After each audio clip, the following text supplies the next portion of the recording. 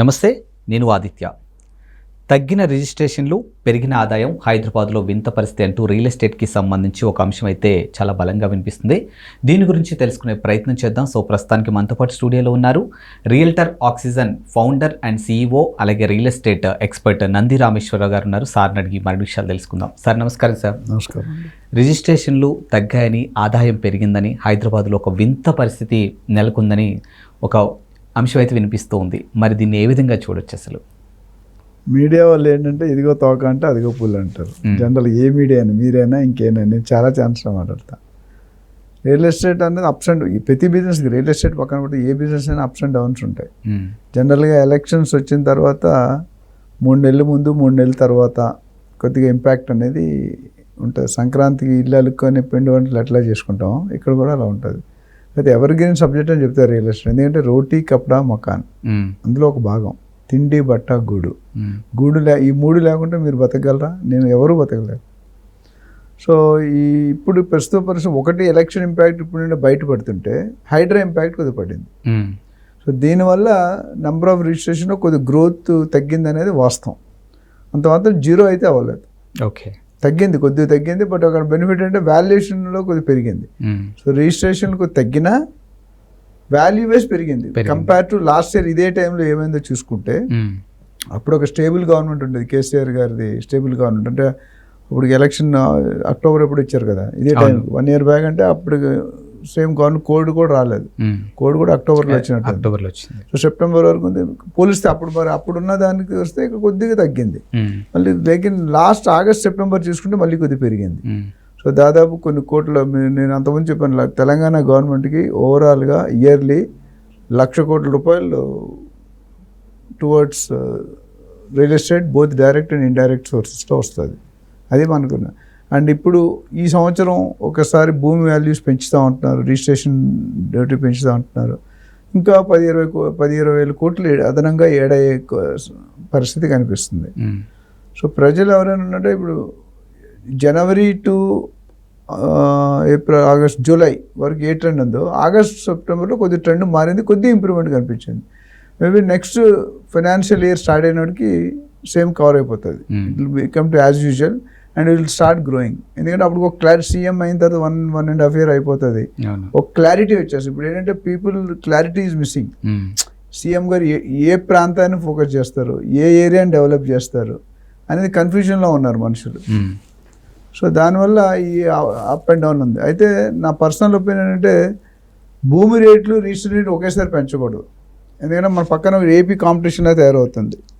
Competition కాదు, but some impact. ఎందుకంటే మన స్టేజ్కి ఏపీ రావంటే చాలా ఏపీ ఇప్పుడు infant baby, small baby, just new born baby.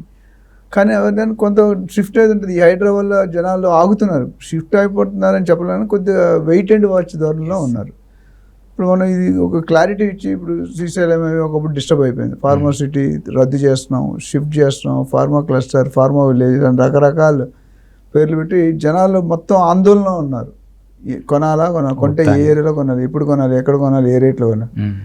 So వాస్తవానికి చూసి నవంబర్ నుండి కానీ డిసెంబర్ నుండి కానీ రేట్లు పెరుగుతాయి అంటున్నారు. భూమి రేట్లు పెంచుతారు. భూమి రేట్లో వ్యత్యాసం ఏదైతే ఉందో చాలా ఎక్కువ ఉంది.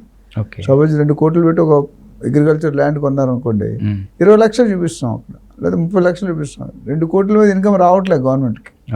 ఇది జీరో అమౌంట్ రేషియో ఉంటుంది. జీరో అమౌంట్ వేరు, అఫీషియల్ అమౌంట్ వేరు. సో ఈ డిఫరెన్స్ని తగ్గిమన్నారు రేవంత్ రెడ్డి గారు. ఆయనకి రియల్ ఎస్టేట్లో అనుభవం ఉంది కాబట్టి ఇది తగ్గియండి అంటే. అప్పుడు ఏమవుతుందంటే ఇప్పుడున్న సపోజ్ 2 ఎకరాలకి 2 కోట్లకి 20 లక్షలు చూపిస్తున్నారు. 7.6 1.5 lakhs వస్తుంది. అదే 50% చూపించాను, ₹1,00,00,000 మీద 76 lakhs వస్తుంది. 7.6 lakhs వస్తుంది. మీకు అర్థమవుతుంది వాల్యూ? అర్థమవుతుంది. సో ఆ డిఫరెన్స్ని వర్కౌట్ చేయమన్నారు. అది వర్కౌట్ చేసడానికి కొద్ది ప్రణాళిక ఉంది, టైం పడుతుంది. అది ఒకసారి రెడీ అయిందంటే మాత్రం డెఫినెట్గా దే విల్ ఇంక్రీజ్. అయితే నేను నా రియల్ ఎస్టేట్ ఎక్స్పర్ట్ ఒపీనియన్ ప్రకారం 2 ఒకసారి పెడితే డబల్ స్పిన్ అటాక్ అయిపోతుంది. ఒక పక్క హైడ్రా ఎఫెక్ట్, ఒక పక్క ఏపీ డెవలప్మెంట్, ఇంకో పక్క భూమి రేటు పెంచి, ఇంకో పక్క స్టాంప్ డ్యూటీ. ఈ ప్రాసెస్ సక్సెస్ కావాలనుకుంటే రిజిస్ట్రేషన్ వాల్యూ తగ్గించేసేయాలి. అంటే ఇప్పుడు 7.6% ఏది ఉందో 3, 4, 5కి తెచ్చేసి భూమి వాల్యూ పెంచాలి. అప్పుడు హై ఇన్కమ్ గవర్నమెంట్కే ఉంటుంది.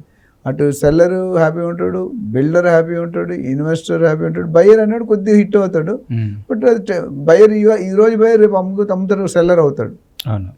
నేను జనరల్గా నా నాలెడ్జ్ నా కొటేషన్లో ఏం చెప్తానంటే, రియల్ ఎస్టేట్లో ఇన్వెస్ట్ చేసేవాడు కానీ, బిల్డర్ కానీ, బయర్ కానీ, ఏజెంట్ కానీ, భూమాత అంత పేషెన్స్ ఉండాలి, ఆకాశం అంత ఆశ ఉండాలి అని చెప్తా.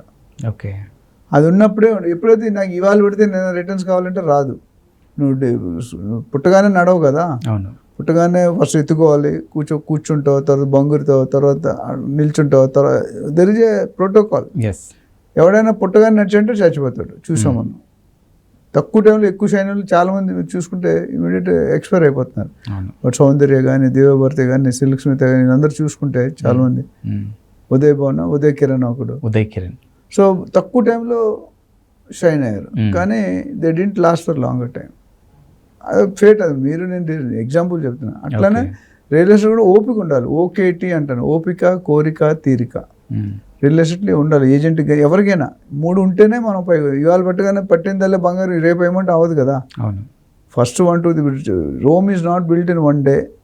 ఒక విత్తనం వేస్తే ఎప్పుడు వస్తాయి చెట్టు? 5 నెలలు, 6 నెలలు, సంవత్సరం, 5 సంవత్సరాలు, 10 సంవత్సరాలు, కొన్ని చెట్లు అయితే ఇంకా ఎక్కువ టైం పడుతుంది. దానికి ఓపెన్ ఉండాలి. సో ఓవరాల్గా చూసుకుంటే గవర్నమెంట్ స్టెప్ మంచిదే. ఆ బ్లాక్ జీరో అమౌంట్ని వైట్ చేయడం మంచిది. ఎందుకంటే ఆ వైట్ ఎంత అయితే దాని మీద మొత్తం ట్యాక్స్ కట్టాలి. జనాలకు ఇబ్బంది ఏంటంటే ప్రూఫ్ ఆఫ్ ఇన్కమ్ చూపించుకోవాలి. అది మెయిన్ ఇంపార్టెంట్. సో దాని నుండి పైకి రావాలంటే they should be an alternative. ఇప్పుడు హైడ్రా చూడు, ముందు చాలా దూకుడికి వెళ్ళింది, ఇప్పుడు కొంచెం తర్వాత స్లో డౌన్ అయింది. ఎందుకంటే సరైన ప్రాపర్ కేర్ తీసుకొని ఉంటే బాగుండేది. అవును. కేర్ అంటే experience stocks. Intention is good. ఎందుకంటే ఆయన తీసుకున్న ఇంటెన్షన్ వెరీ పాజిటివ్. నేను చాలా వీడియోస్లో చెప్పాను, తెలంగాణ ఇవ్వడం తప్పు కదా అని, ఇచ్చే విధానం తప్పని. That's what public is saying. నువ్వు హైడ్రా పెట్టడం తప్పు కాదు. హైడ్రాలో పెట్టి కొన్ని డీవియేషన్, కొన్ని అమెండ్మెంట్స్ ఉండాలి. నార్మల్ సామాన్యుడికి వేరు, కమర్షియల్ ఎంటర్ప్రైజ్ వేరు, రిసార్ట్ వేరు, కన్వెన్షన్ హాల్ వేరు, హోటల్ వేరు, చిన్న గూడు కట్టుకుని ఇల్లు వేరు. ఇప్పుడు బ్యాంకులో ఈఎంఐ తీసుకున్నావు, నువ్వు 2 కోట్లు పెట్టుకున్నావు, 25 లక్షలు నువ్వు పెట్టుకున్నావు, 25-30 లక్షలు ఎంత నువ్వు పెట్టావు, మిగతా ఈఎంఐ కడుతున్నావు, ఇల్లు ఎరగొట్టావు. ఈఎంఐ ఎక్కడ కడతావు నువ్వు? ఇల్లు ఎక్కడ ఉంటుంది? ఇవి కొన్ని ఫాతిమా కాలేజ్ ఉంది, ఎరగొట్టట్లేదు. అనురాగ్ యూనివర్సిటీ, పల్లా రాజేశ్వర రెడ్డి గారు, అట్లా కొన్ని కాలేజీలకి ఎగ్జామ్స్ ఇచ్చేది. వాళ్ళు అకాడమిక్ ఇయర్ డిస్టర్బ్ అవుతుంది. వాళ్ళు కూడా రియలైజ్ అయ్యారు, ఓకే ముందు ఒక మంచి ఉద్దేశం తీసుకెళ్ళాం, ముందు తీసుకెళ్ళాలంటే ఇవి కరెక్షన్స్ చేయాలని కొద్దిగా స్లో డౌన్ అయ్యారు. But HYDRAA is going to perform చేయాలి, మంచిగా ఉండాలి. కాకపోతే రూల్ అనేది అందరికి ఒకటి ఉండాలి. నీకోటి, నాకోటి, ఇంకొకటి ఉండకూడదు. Rule is rule for everybody. It has to be implemented as it is. అది జరగకపోతే వాళ్ళు ఇబ్బంది పడదు. Government will come to problem. ఇప్పుడు పబ్లిక్ ఇస్ ఆల్రెడీ వ్యతిరేకత క్రియేట్ అయింది, స్టార్ట్ అయిపోయింది. ఇప్పుడు ఇష్యూలు చూడు, హైడ్రా ఉంది, పక్కన కొండా సురేఖ గారు ఏదో అన్నది, ఇంకేదో చాలా విషయాలు డైవర్ట్ అయిపోతున్నాయి. మెయిన్ ఫోకస్ తగ్గకూడదు. It's a dynamic CM, is basically from real estate, Revanth Reddy గారు. So he has good knowledge in terms of real estate. అది జాగ్రత్తగా తీసుకెళ్తాం. It's going to be one of the biggest revenue source to the state government. మనకి ఏం కావాలి? 7 లక్షల కోట్లు అప్పులో ఉన్నాం. అవును. తెలంగాణ గవర్నమెంట్ డబ్బులు కావాలి కదా మనకి.